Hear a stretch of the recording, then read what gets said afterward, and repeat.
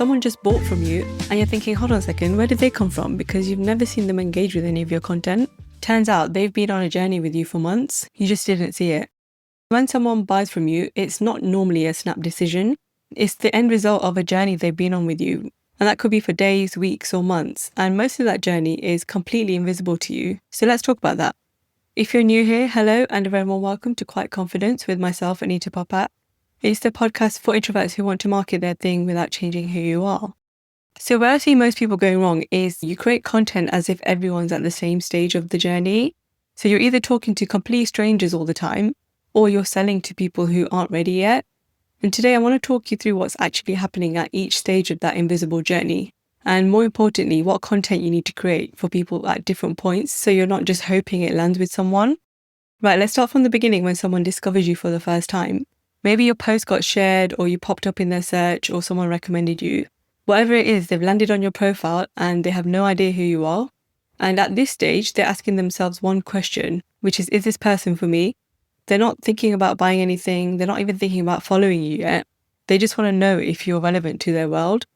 And this is where a lot of people mess it up because you're either trying to sell too early or you're so vague that it's not really clear what it is that you do or who you work with.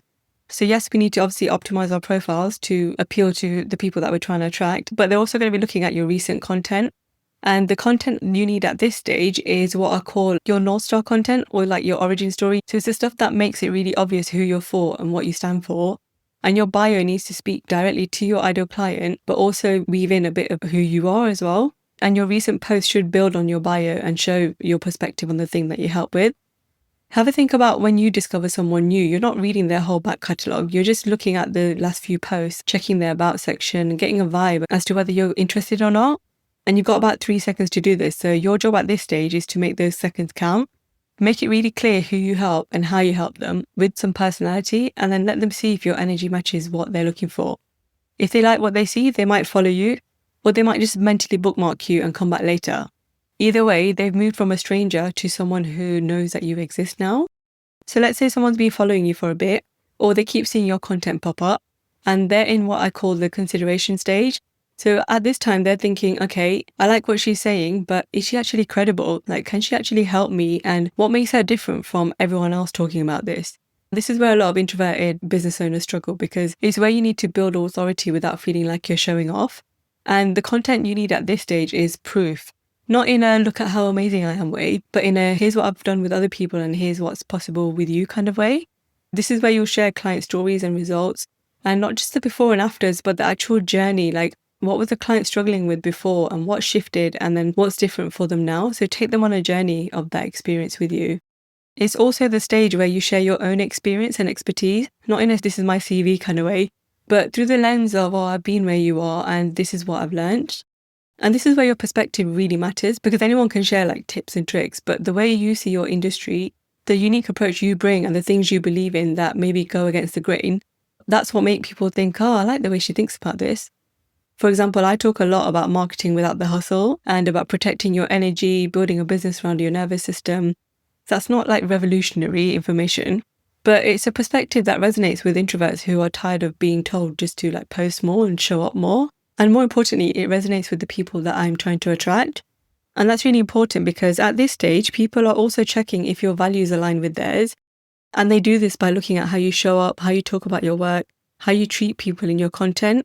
And all of this is subconsciously feeding into their decision about whether they're going to trust you or not.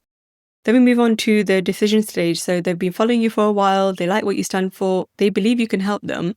But they're still not buying yet because they've got a few doubts. And this is the messy middle where they're thinking things like, oh, what if it doesn't work for me? Or what if I'm not ready? Or what if I invest again and nothing changes? These are the private thoughts that no one's posting about on social media, but they're the things that are stopping your sweet spot client from saying yes to you.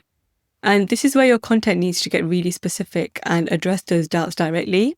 So if people are worried that they're not ready, you create content about what ready actually looks like. Or if they're worried that it's not going to work for their situation, you can share examples of the different types of clients that you've helped to help them get over that. Or if they're worried about the investment, you can show examples of how clients have made a return on their investment, or even what the cost would be to them of not solving the problem quickly. Essentially, you're having a conversation with the version of themselves that wants to say yeah, but is scared. The more you speak to those specific fears and objections, the faster you'll move them to becoming a client. This is also the stage where you need to be really clear on what it is that you're actually selling, who it's for, the results they can expect, and how they actually work with you.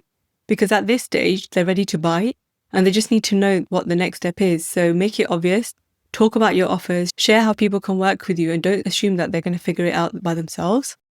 Cool. Now you know the 3 stages that they move through. So stranger, consideration, decision. Here's how to actually use it in your content strategy. So firstly, have a look at what you've been posting recently, and is it all aimed at one stage? Like, a lot of people only create stranger content because they're always trying to attract new people, or they'll only create decision stage content because they're trying to sell. But if you want to move people through the journey faster, you need content for all 3 stages. I like to think about it as a mix. Some posts about making your message really clear so strangers know if you're for them. Some posts build authority and show your perspective, and some posts address objections and make it easy to take the next step.